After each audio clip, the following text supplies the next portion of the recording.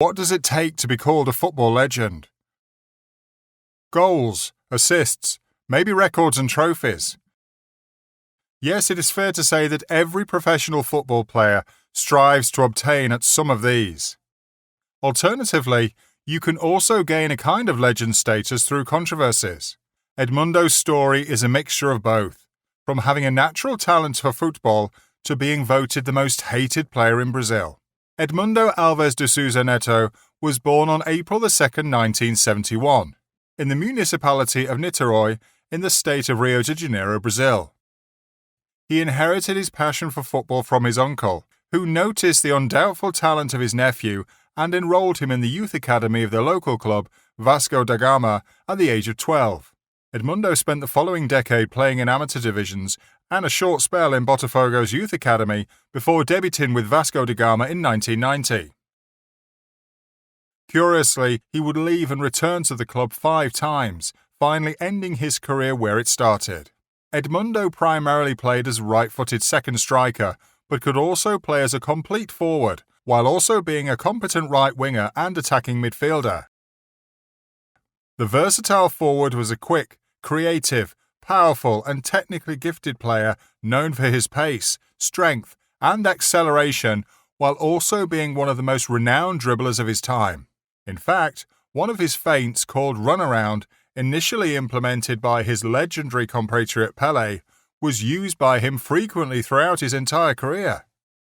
Vasco da Gama is one of the most famous Brazilian football clubs, and Edmundo's career is firmly intertwined with it, although he is a nomadic player who would not stay in a single club for more than 2 seasons, most often not even 1. His first stint with Vasco ended in 1992 after a promising start and a victorious march in the 1992 Rio de Janeiro State Championship. But his second stint in the club marked the peak of his controversial career. He rejoined Vasco in 1996 and just a year later won his 3rd Brasileiro Serie A championship. He was an indispensable part of the squad, the league's top scorer with 29 goals, a new domestic record at that time. Including 6 goals in a single match, he ended up being voted as the league's Player of the Year. At the end of the season, he left the club just to return 2 years later. He received the captain's armband and formed a formidable attack duo with the legendary Romario that catapulted Vasco to the 2000 FIFA Club World Championship final, eliminating the European giants Manchester United in the semi-final. After a rollercoaster penalty shootout, Edmundo's beloved Vasco unluckily lost the final against one of their rivals, Corinthians. Predictably, he controversially left the club again before the end of the season, but his strong bond with Vasco reoccurred 3 years later, again for only a single season, to register one of his worst periods with the Vasco, scoring just 7 goals in all competitions. At the age of 37, in the twilight of his career, he returned home for a memorable final year before retiring after 127 appearances with the club and more than 80 goals. In 1993, the most successful Brazilian football club, Palmeiras, secured Edmundo's services to end the 20-year championship drought. Unquestionably, it was a successful transfer that led the team to 2 consecutive Brasileiro Serie A championship titles, thanks to the flamboyant striker's outstanding performance. 34 goals in 89 appearances. During a clash between Palmeiras and Guarani, Edmundo got the nickname he was famous for, the Animal, received by the event's commentator. The journeyman played for most notable Brazilian clubs like Flamengo, Santos, Corinthians, Cruzeiro, Fluminense, Figueirense, but has never been close to winning another championship or feeling the same affinity as he did with Vasco da Gama. A love like between a son and his mother, Edmundo once stated. Despite his off-pitch troubles, Edmundo attracted major interest abroad due to his outstanding performance on the pitch in 1997. It led to the ambitious Italian club, Fiorentina, paying £6 million to sign him, which initially looked like an absolute bargain given Edmundo's unstoppable scoring. On the field, he managed to score 12 goals in 37 appearances, forming a devastating partnership with another South American goal machine, Gabriel Batistuta. That did not last for long though, and due to his toxic relationship with the Fiorentina coaching staff and management, Edmundo was loaned to Napoli, where he could not prevent the club's relegation to Serie B. In 2001, Edmundo landed at an unexpected destination by consecutively signing for Japanese Tokyo Verdy and Urawa Red Diamonds, failing to make a single appearance for the latter. Talking about his international achievements, Brazilian football coach Carlos Alberto Pereira first noticed Edmundo's promising future and invited him to a friendly match against Mexico. He made his international debut on the 31st of July 1992 when he was 21 years old, playing 28 minutes as a substitute and assisting one of the goals of the 5-0 thrashing of Mexico. A few months later, he was chosen in the starting 11 in another friendly match against Uruguay, scoring his first goal for his homeland in the 2-1 defeat. Despite the loss, however, Brazil's managerial staff praised Edmundo's performance and selected him for the 1993 Copa America tournament. The Brazilians were a disappointment and were knocked out in the quarter-finals as their fierce South American rivals Argentina won the clash and eventually the trophy.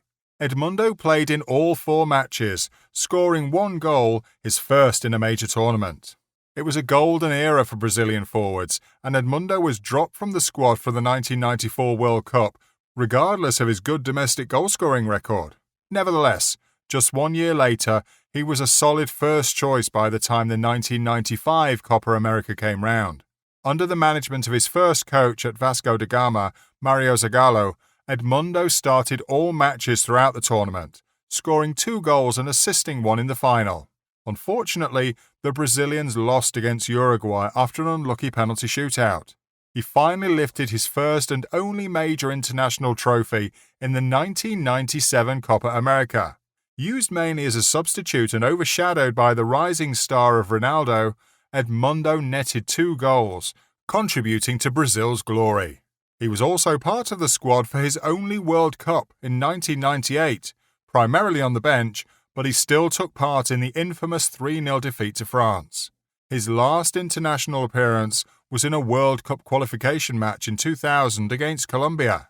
Despite his undoubtful talent, Edmundo recorded only 42 caps, scoring 10 goals in total, but his playtime was limited due to several world-class forwards in the national team during that period. Edmundo's nickname, the Animal, briefly describes his temperamental and violent character.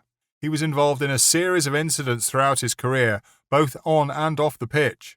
Some of these incidents included fierce disagreements with officials and managers, driving drunk, slapping opponents, fighting with teammates, partying around the clock, and numerous yellow and red cards. One of his first controversies was during his first spell at Palmeiras, where he started a fight with his teammate Antonio Carlos, which led to being fired by the club. The situation did not get any better with his next club, Flamengo, culminating in one of the most aggressive scenes in South American football history.